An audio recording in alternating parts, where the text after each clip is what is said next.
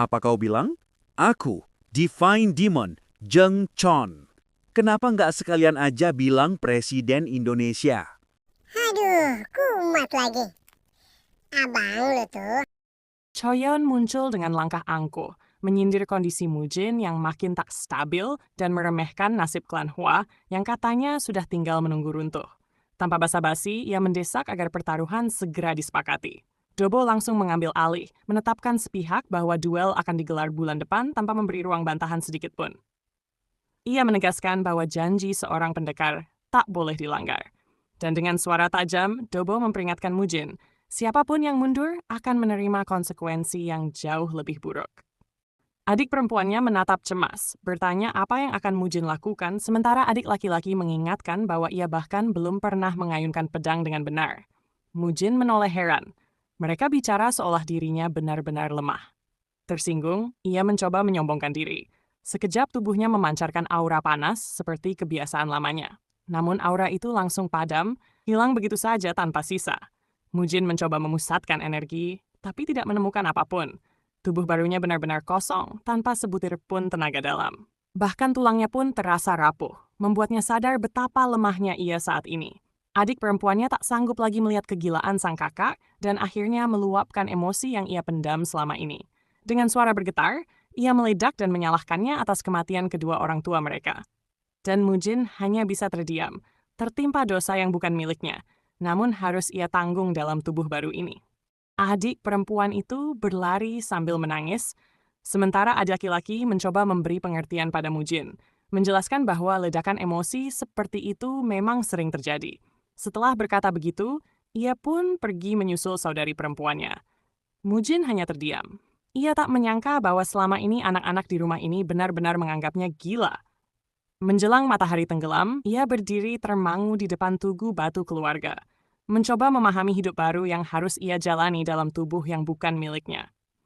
Ingatan lamanya muncul satu persatu. Ia jelas mengingat bagaimana ia menebas kepala pemimpin klan Namgung, dan bahkan masih bisa merasakan jantungnya sendiri ditembus hingga napasnya hilang. Ia juga mengingat balas dendam yang sudah ia tuntaskan untuk Yeonhwa dan saudara-saudaranya. Setelah semua itu, seharusnya ia mati dengan tenang, bukan terbangun di tubuh lemah ini. Kini, ia meringkuk di depan tugu keluarga, tidak mengerti bagaimana semua ini bisa terjadi. Dua anak kecil yang mirip Sok dan Yung saja sudah cukup membuat benaknya penuh pertanyaan. Mas Sok berlari menghampiri Mujin dengan napas tersengal, panik melihat pemuda itu berkeliaran dengan tubuh selemah itu. Ia langsung memarahi Mujin, mengatakan betapa cemasnya ia mencari keberadaannya. Mujin hanya menatapnya bingung. Pria ini bersikap seolah mengenalnya, sementara ia sendiri sama sekali tidak ingat siapa orang ini. Masok menahan frustrasi, lalu memperkenalkan dirinya sebagai Masok, vasal setia klan Hua.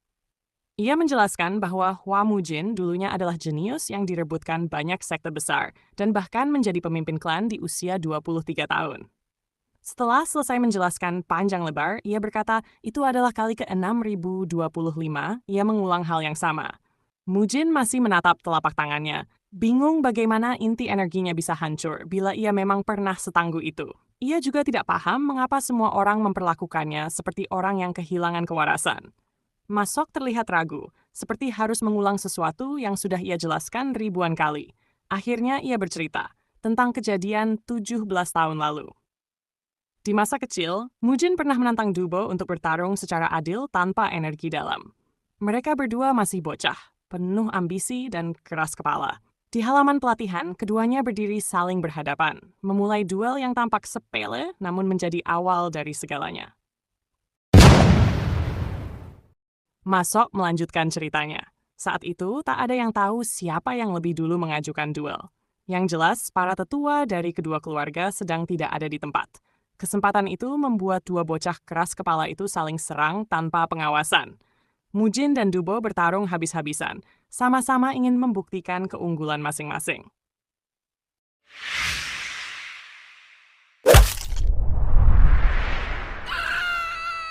Namun duel itu tidak berjalan seperti kesepakatan. Bukannya bertarung adil, Dubo tiba-tiba menghajar Mujin menggunakan Seven Wounds Fist. Tubuh kecil Mujin terpental, darah mengalir dari hidung dan mulutnya. Jelas menunjukkan betapa fatalnya serangan itu bagi anak seusianya. Sementara Mujin terhuyung dan berusaha tetap berdiri, Dubo malah tersenyum sombong. Ia mengaku sudah mencoba jurus itu pada kakak senior yang ia benci, dan orang itu sampai terbaring tak bisa bangun. Dengan nada puas, Dubo menantang lagi. Ia ingin melihat apakah Mujin mampu bertahan setelah menerima pukulan yang sama. Mujin akhirnya memahami alasan semua orang menganggap dirinya rusak. Bila mereka percaya kondisinya adalah efek samping Seven Wounds Fist, maka masuk akal. Namun tetap saja membuatnya geram. Ia menahan amarah saat mengingat kenyataan pahit itu. Dubo menghancurkan inti energinya hingga ia hidup seperti orang gila. Lalu dengan muka tak tahu malu, justru menuntut duel kembali. Mujin bertanya bagaimana keluarga menangani tindakan keji itu. Namun jawabannya membuat langkahnya terhenti. Keputusan itu datang langsung dari ayahnya sendiri. Masok menjelaskan bahwa meski Dubo hanya sepupu muda, ia adalah putra pedagang besar Cheonghwa dan berada dalam jajaran 10 besar pewaris terkuat di dataran tengah. Karena itu, sang ayah hanya memberi teguran ringan dan menutup kasusnya begitu saja. Mujin mengejek keputusan ayahnya dalam hati. Anaknya sendiri dibuat cacat oleh Seven Wounds Fist, tapi semuanya selesai hanya dengan satu teguran. Baginya, itu menunjukkan betapa lemahnya rumah tangga ini menghadapi masalah sebesar itu. Ia berjalan melewati koridor panjang, bertanya kemana para orang tua itu sekarang, ketika semua kekacauan yang mereka tinggalkan justru jatuh ke pundaknya. Tak lama, langkahnya terhenti di depan ruang altar keluarga. Di dalam, cahaya lilin menyala redup, menyoroti papan nama ayah dan ibunya yang telah lama tiada. Masok menunduk, lalu melanjutkan dengan suara berat. Kondisi Mujin terus memburuk dari hari ke hari. Dan ayahnya menghabiskan seluruh hartanya, bahkan berhutang sen, sambil berkeliling mencari cara untuk menyembuhkan kegilaan sang putra. 9 tahun lalu, ibunya meninggal karena sakit yang tak kunjung pulih. 3 tahun setelah itu, sang ayah menyusul, runtuh oleh hutang dan tekanan saat berusaha menyembuhkan putra yang semua orang kira sudah hilang kewarasannya. Sejak saat itu, nama keluarga Hua jatuh terpuruk. Mujin dicap sebagai anak yang menghancurkan klannya, dianggap sebagai penyebab kematian kedua orang tuanya. Dampaknya menimpa adik-adiknya. Kedua bocah itu tumbuh dengan tatapan hina dari orang-orang sekitar, hidup dalam sisa-sisa klan yang hampir tak berdiri lagi. Yang bertahan hanya hutang yang menumpuk, 2 pengikut setia, dan segelintir ahli bela diri yang memilih tetap tinggal. Mujin menatap papan nama orang tuanya. 1 penyakit, 1 serangan, dan 1 keputusan ceroboh. Sudah cukup untuk memporak-porandakan seluruh keluarga. Dan sekarang ia paham, kemarahan adik perempuannya bukan tanpa alasan. Malam itu, Mujin kembali ke ruangannya. Di sana, ia menemukan tumpukan buku sejarah dan mulai mempelajarinya dengan seksama. Dari catatan-catatan itu, ia mendapati fakta yang membuatnya tertegun. Dirinya, sebagai Jongcheon, sang iblis ilahi, telah gugur 30 tahun lalu dalam perang melawan 9 sekte besar. Sensasi dunia yang begitu nyata membuatnya sadar, reinkarnasi ini bukan mimpi. Kini ia hidup sebagai Hua Mujin, putra sulung klan yang runtuh, seorang bocah tanpa inti energi, bahkan pernah dicap tidak waras. Semua musuh di kehidupan lamanya sudah ia habisi. Tak ada penyesalan yang tertinggal. Namun ketenangan itu runtuh ketika ia menemukan 2 gambar kecil, coretan canggung dari adik-adiknya, berisi harapan agar sang kakak lekas sembuh. Melihat betapa tragis keadaan keluarga Hua, ia mengerti bahwa adik-adiknya tidak punya siapapun selain dirinya. Mungkin untuk pertama kalinya ia bisa memperbaiki sesuatu. Namun sebelum ia bisa menolong mereka, satu masalah terbesar sudah menunggu tepat di depan mata.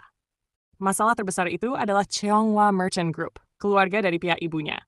Mereka bukan hanya menghancurkan inti energi tubuh ini, tapi juga menyeret klan Hua jatuh sampai dasar. Dan duel dengan Dubo sudah ditetapkan. Hari ke-5 bulan depan. Waktu yang tersisa sangat singkat. Mujin tahu ia harus mempersiapkan diri segera.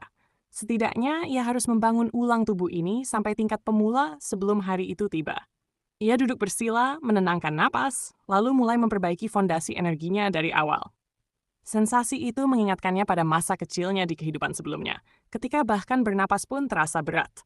Namun, ia tidak punya pilihan lain. Jika ingin melindungi adik-adiknya dan mengembalikan nama keluarga Hua, semua harus dimulai dari titik nol. Ia menarik napas panjang, menutup matanya, dan mulai menghimpun energi. Tubuh barunya merespons dengan liar, seolah bakat alamiah yang selama ini terkubur mendadak bangkit kembali. Pusaran cahaya membentuk inti di dalam tubuhnya, mengalir seperti api yang menari. Dalam sekejap, ia duduk tegap, persis seperti saat bermeditasi di kehidupan sebelumnya. Semua terasa terlalu mudah. Ia bahkan tak perlu meraba aliran energi perlahan. Cukup menutup mata, dan kekuatan itu langsung menyembur dari seluruh tubuhnya. Api energi itu meledak, merambat hingga ke atap bangunan, mengguncang seluruh kediaman klan Hua. Cahaya panas menembus langit malam sebelum menghilang dalam semburat biru yang tajam. Para penjaga sontak panik. Mereka berlari menuju sumber guncangan, mencoba memahami apa yang terjadi. Namun saat pintu terbuka, yang mereka lihat justru mengejutkan. Tuan muda tergeletak di lantai, lemas, tak bergerak, dan kehabisan tenaga. Zhou Huanbong sempat berseru senang, mengira Mujin mati mendadak. Namun sebelum kekacauan pecah, ia segera memeriksa nadinya. Ia lalu menyatakan bahwa tuan muda itu masih hidup, bahkan denyut nadinya lebih kuat dari sebelumnya. Pernyataan itu membuat semua orang mereda. Begitu sadar, Mujin mengerang. Rasa sakit dari dalam tubuhnya membuatnya sulit bergerak. Padahal ia hanya mencoba membentuk inti energi, tetapi tubuhnya seperti menolak dan langsung memaksakan rasa sakit yang menusuk.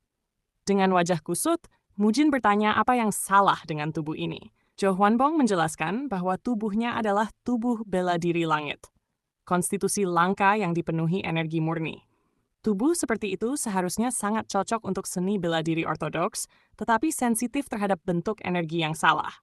Jika latihan tidak sesuai dengan jalurnya, tubuh akan menolak dan bisa menyebabkan rasa sakit ekstrem, bahkan mematikan.